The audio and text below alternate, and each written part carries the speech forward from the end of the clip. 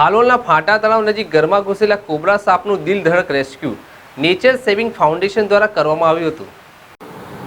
હાલોલના અરાદ road પર પાણીની ટાંકી નજીક આવેલ ફાટા તળાવ પાસે ઘરની અંદર બુધવારે રાત્રે 10 વાગ્યાના અરસામાં ગુજરાતમાં બીજા નંબરનો ગણાતો ઝેરી કોબરા આવી ચડતા ફફડાટ ફેલાયો હતો અને ઘરમાં રહેતા લોકો ગભરાઈ ગયા હતા। જ્યારે આ બાબતની જાણ હાલોલ પંથકમાં પ્રાણીઓના જીવ બચાવવા માટે કામ કરતી નેચર સેવિંગ ફાઉન્ડેશનની ટીમને કરતા ટીમના જવાનો જયેશ કોટવાલ અને મયુર ધ્વજને કરતા તાત્કાલિક તેઓ ફાટા તળાવ પહોંચ્યા હતા અને ઝેરી કોબરા સાપનું ભારે જહેમત બાદ દિલ ધડક રેસ્ક્યુ કરવામાં આવ્યું હતું।